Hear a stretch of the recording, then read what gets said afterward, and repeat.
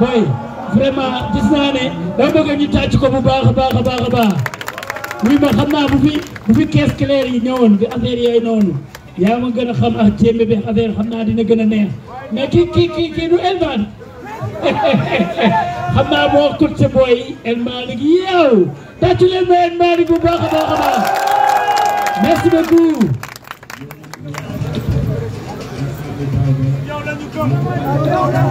El Malick bismillah. Assalamu alaikum mbokki Dahra Djolof.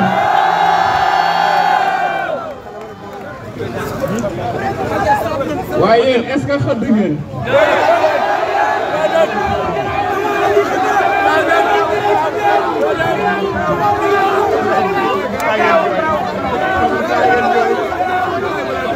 waa léegi ni ñuy def bu leen fàtte ne fii 45 degrés sous l'ombre lay def.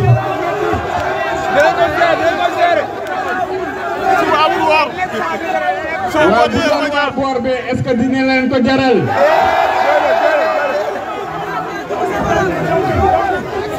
dama ni bi fi président Ousmane Sonko di ñëw xam ngeen ne da doon taw fii fees del tey nag heure ndogu ba léegi yéen a ngi taxaw fële di xaar il est pratiquement 6h03 du matin loolu projet bi rek moo ko mën a am loolu jëmm ji rek moo ko mën a am balaa may door dañu fi ànd ak ay leader ñuy def liggéey bu mucc ayib ci Djolof gi xam ngeen ne Idrissa Samb mu ngi fi woon xam ngeen ne inspecteur Mamadou Ndaw ñu ngi fi woon urgence bu mënul ñàkk moo leen delloo Ndakaaru bi ñu xaaree ba sonn waaye Ali Daouda Ka nga xam ne dafa rejoindre coalition bi moom ak mouvement am mu jaral ko mu jugee Paris ñëw uniquement pour battre campagne tàccul leen ko bu baax xam ngeen ne l'infatigable Abdoulaye Tassé Ndiaye nga xam ne fu Dahra soxlaa taxaw na depuis ci timis ba léegi mu ngi fi kon Dahra Djolof amuñu seen fay waaye Djolof amuñu seen fay ñun biir nañu ne bu fi caravane bi yegg si woon yenn heure yi marée humaine la ñuy wax parce que li ñëbbi mat na ñetti yoon li fi nekk waaye nag dañuy sant yàlla parce que musuñu gis kuy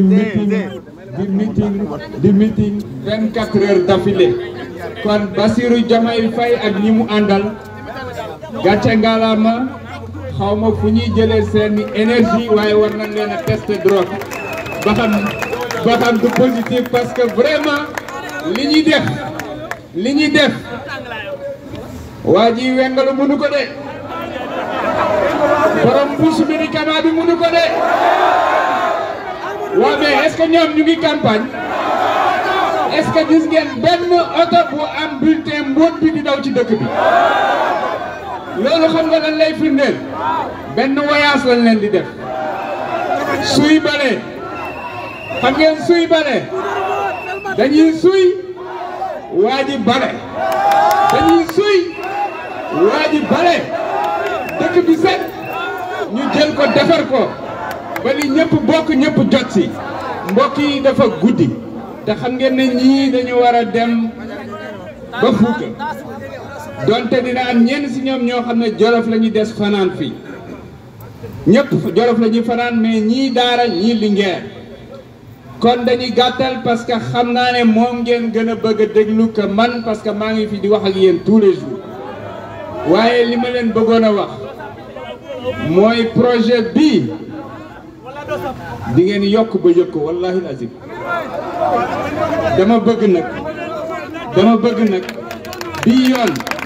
bii yoon Djolof jël le train dès le départ xam nga lu tax bu ñu xaar ba mu gagné premier tour ñun ñii dabe ji bu gagné premier tour ci Sénégal dafa war a gagné premier tour ci Djolof te bàyyi naa ko seen loxo kon ñu ngi leen di sant di leen gërëm di jox kaddu gi l'excellent, le stratège, le professionnel, 17 ans en tant qu'inspecteur des impôts et domaines, 0 faute, 0 randal. waaye ña ca des bismillah.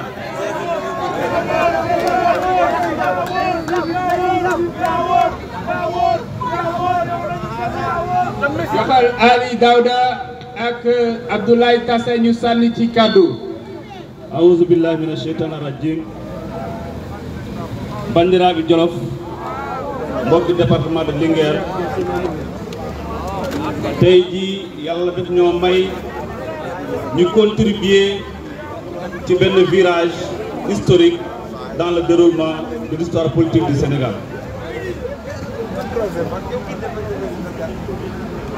Notre grand frère El Hadj Malick, à travers lui, l'ensemble des membres de notre coalition,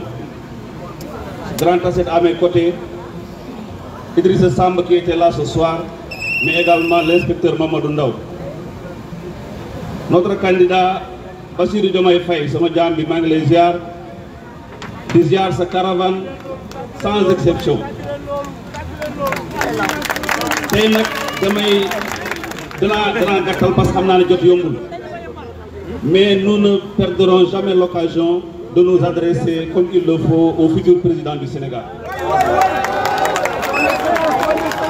Je disais cet après-midi, depuis l'indépendance jusqu'à nos jours, nous n'avons qu'une route nationale qui traverse le Djolof. C'est une belle occasion pour nous pour le dire. Bien vrai que depuis 2012, nous avons le président Macky Sall qui a gagné Djolof. Deuxièmement, 2012 à 2023, le président Macky Sall a inauguré le chantier bir Djolof. Ce chantier bi benn collectif bu vide la. Dembu ci goudi 4h du matin, mu ma fekk à 400 km de Dahra. Ma ñëw fekk sumay mbokki pël ñu yor ay grilles rang sur 300 mètres di xaar ndox. Et pourtant dañuy wax Macky Sall def na ndox doon na piste rurale. Donc ñun waa Djolof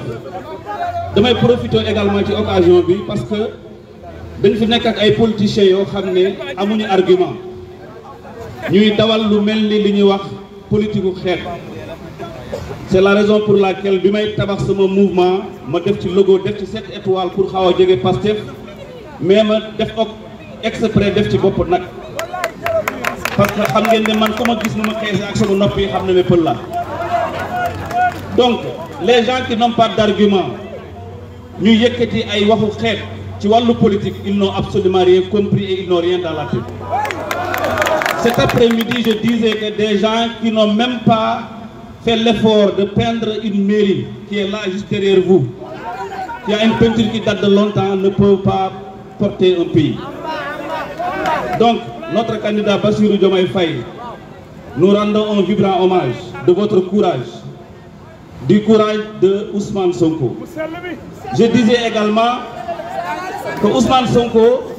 a fait preuve d'une générosité politique rare de nos temps. Le fait d'avoir ton propre frère de la même trempe que toi, et quand vous vous rendez compte que vous avez des difficultés politiques et vous décidez de mettre ce frère en avant. Donc, grand El, mangi djegolo bu baax baax, ma yemale ko fi ma jox El Hadj Moussa Nit ñaari kaddu. Vive la victoire au soir du 24 inchallah. Assalamu alaykum. Mbokki Dahra mobilisation bi am na solo. Lu tax mu am solo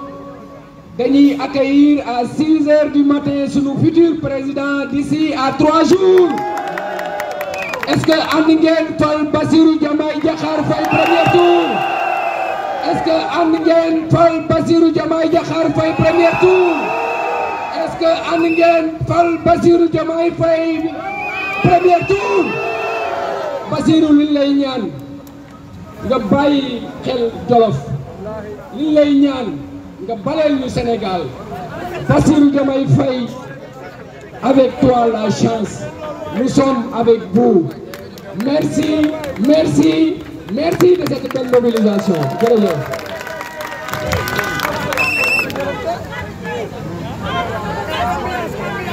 Voilà, merci beaucoup.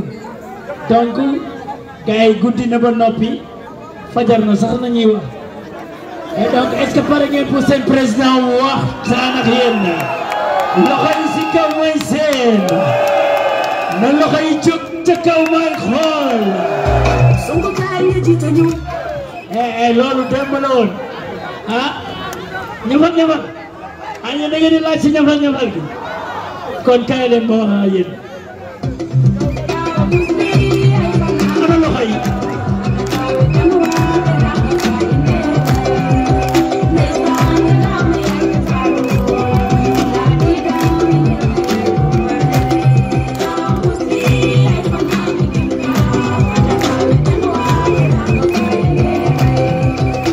et voilà léegi nag comme que da ngeen laaj ñafal foog ma may leen ko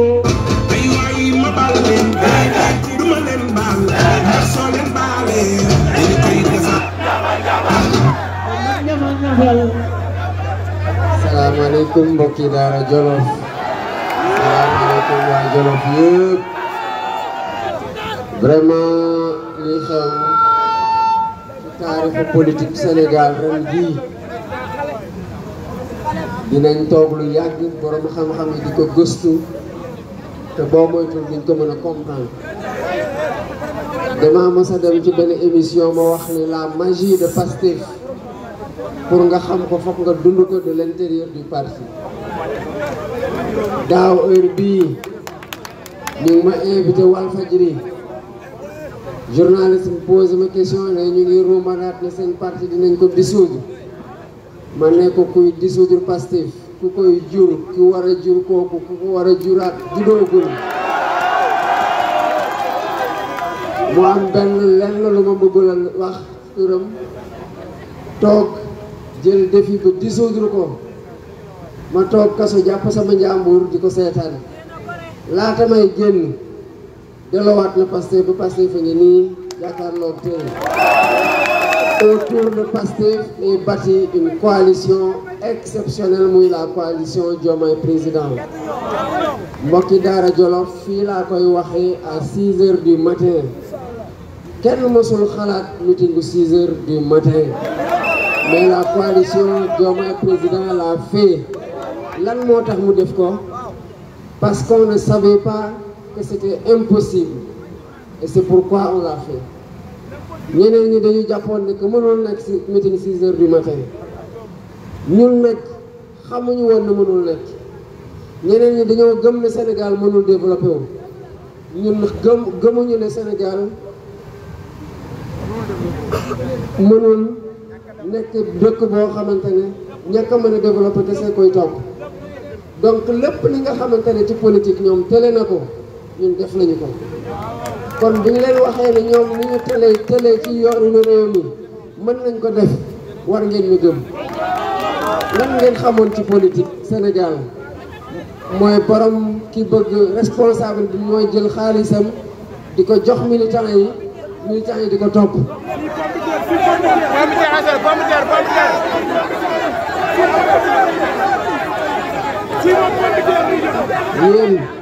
yéenay jox seen leader yi xaalis pour ñu mën a doxal parti bi ñoom boo leen laajoon ne loolu mën na nekk ñu ne la mënut nekk waaye ñun ñii xamuñu woon ne mënut nekk moo tax ñu def ko kon may delluwaat rek ci leaderu coalition bi d'abord ces hommes et ces femmes qui m'accompagnent sont d'une dimension exceptionnelle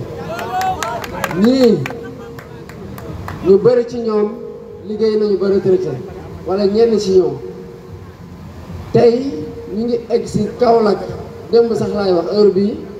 may tëdd démb il était 7 heures moins 10 minutes 7 heures du matin moins 10 minutes parce que bu ñuy pare Kaolack 5 heures jot na le temps que ñu egg ci hôtel bi il était 6 heures du matin ñu yeewu 11 heures ba tey ñu ngi nii taxawuñu fenn lu dul ci biir oto yi pour lekk donc ay ndaanaan lañu boo leen dee xool ci te pose la question de savoir est-ce que boo amoon seen âge di nga am taxawaay gii ñu am tey ci réew mi donc ils nous inspirent et ils nous soutiennent te ñoom ñoo ñuy niital yoon bi nga xamante ne ci la ñuy gën a am fit pour jaar ci. kon amuñu seen fay yéen leaderu coalition bi yëpp ku lim juum góor ak jigéen mag ak ndaw amuñu fay ñi nga xamante ne ñoo nekk les responsables et les leaders de la coalition Diomaye Président parce que bu fi ñuy toogee c'est parce que ci yéen la ñuy xool c'est parce que yéen a leen may fit c'est parce que yéen a fi toog ak ñoom yéen a naxtaan ak ñoom may leen ndëgër laay ba ñu toog fii xaar la coalition de 6 heures du matin. waaye xam ngeen ne tout le temps tàmm nañu di rendre hommage ku ñuy woowee le militant inconnu mooy ki ñu xamul te projet bi jaral ko bakkanam mooy ki ñu xamul te projet bi jaral ko wér-gu-yaramam mooy ki ñu xamul te projet bi jaral ko liggéeyam wala mu jaral ko sax leneen loo xamante ne gën naa fort ci moom ko loolu. kon yéen ñëpp tàccul leen seen bopp ngeen xam ne bu ñu dee wax projet bi yéenay laytaay yi yéenay ndëgër laay gi kon kenn mënul am seen fay kenn mënul am payu gay militant yu lay xaar ba 6 heures du matin. mais enjeu yi ñu toll Sénégal fu ñu toll jar na lu ëpp li ñuy def ndax réew mii tey mooy le jeudi suba vendredi gannaaw suba samedi 4 jours ci des d'un rendez-vous boo xamante ne mënuñu ko manquer. Depuis 1960 des choses ont été faites, certaines pas du tout bonnes, d'autres passables, certaines médiocres. Mais de toutes ces erreurs-là, de toutes ces trébuchés, ces succès et de ces échecs, moi, nous nous déterminons en tant que Sénégalais ak conditions yi nga xamante ne ci la ñuy dund. Mais la rupture 4 jours ci des, c'est un rendez-vous qu'on ne peut pas rater. kon mbokki Djolof mbokki Dahra Djolof mbokki Linguère gii ñuy dem ci ñuy dégg yëpp du ñu suivre à travers le monde xam leen ne rendez-vous bi mënuñu ko rater. Le dimanche 24 mars 2024,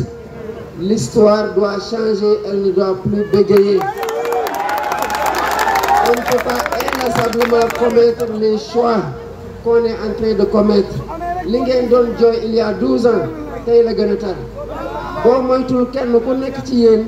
xam na koo xamante ne toog na fi di muñ ni ngeen di muñee tey ba ñu fekk leen fii ba seen muñ jeex ñu dem jëli ji waax ya ba seen bakkan des fa. ñooñu noonu nag pour bañ ñeneen continuer di topp seen tànk yi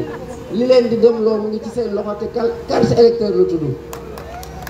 ndax foofu ñuy daw dem yàlla wàccewu fa ay yonent wàccewu fa ay malaaka wàccewu fa ay jinne yu mu wàccewul fii ay nit la fa wàccee ñu am ñaari nopp am ñaari loxo bu ci nekk am juróomi baaram ak ñaari tànk kon bu ñu mënee toog seen dëkk yi liggéey ko mën nañu toog suñu dëkk liggéey ko xam naa ne yéen ñi fi toog nii yëpp ku leen jox liggéey ngeen wane jom gi ngeen di wane bu nekk ci yéen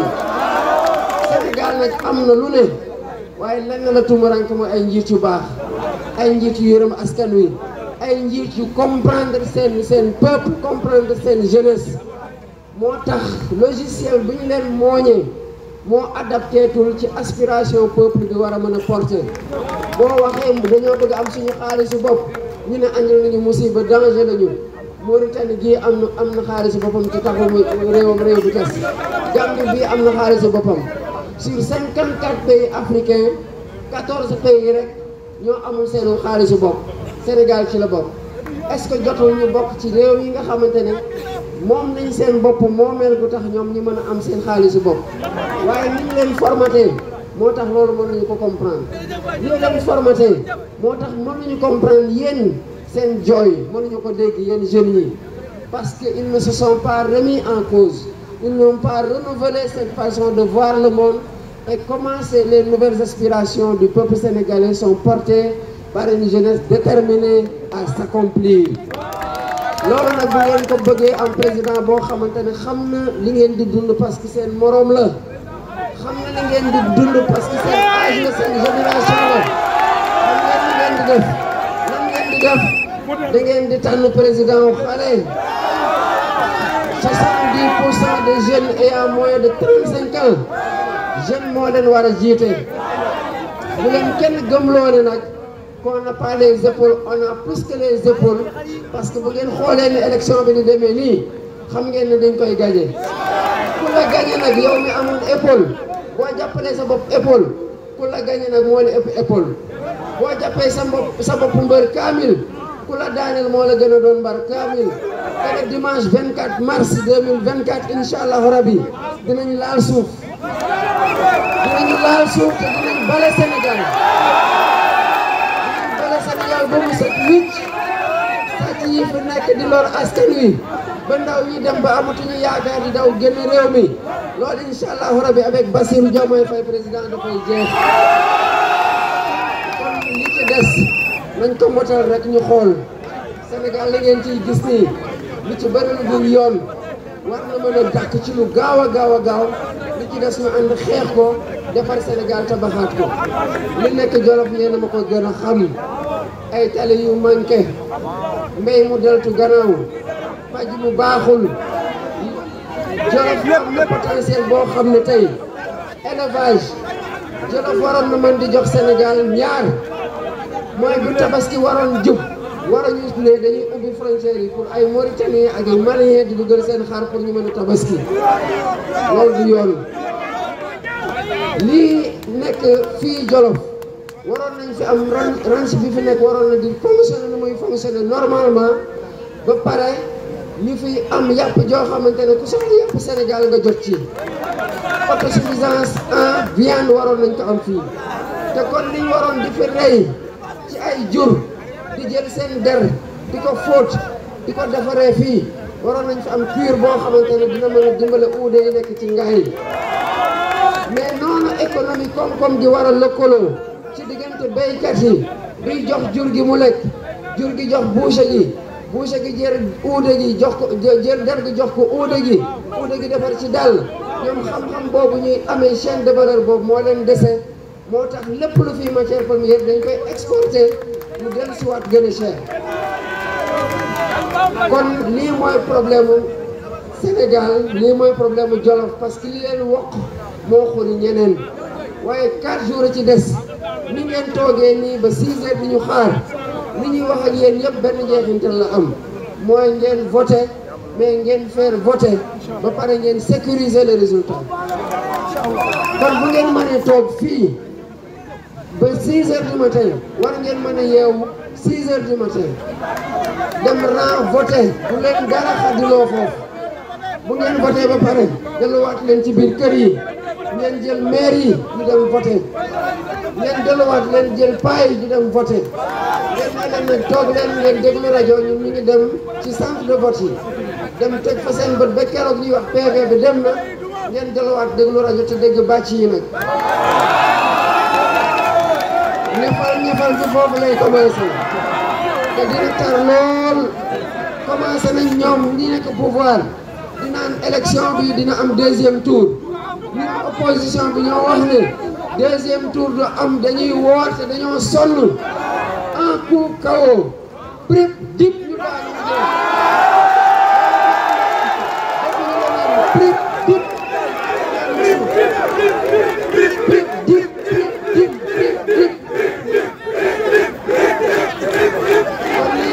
dañuy gàttal waxtaan bi rek parce que wax dëgg la ñu ngi leen di masawu mais tey moom vous avez gagné notre cœur par seen engagement seen détermination seen endurance seen abnégation ak surtout seen hospitalité ndax li ngeen ñu teertoo c'est quelque chose qui nous marquera à jamais waa Jolof je vous adore. Merci beaucoup monsieur le président merci beaucoup ñu tàcc monsieur le président bu baax a baax ak délégation bi macha allah.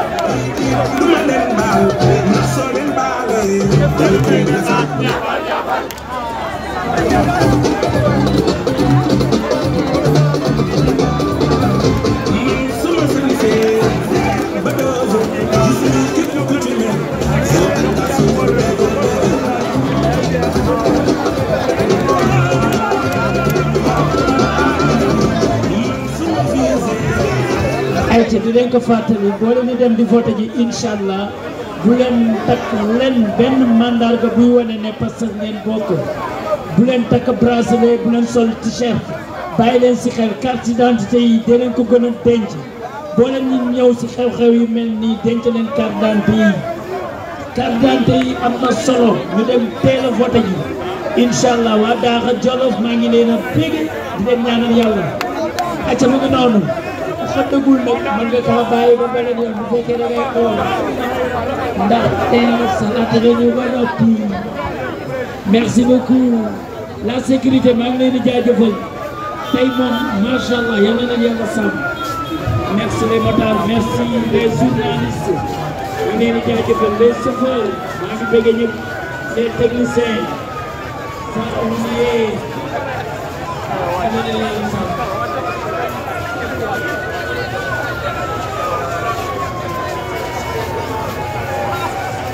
les motaristes di leen jaajëfal bu baax a baax a baax. mooy assure et rassure. Hannibal. les motaristes bu leen ngeen ñëw fii si camion les motaristes bu leen paree ngeen ñëw fii si camion bi dama leen soxla voilà ñu ngi rey.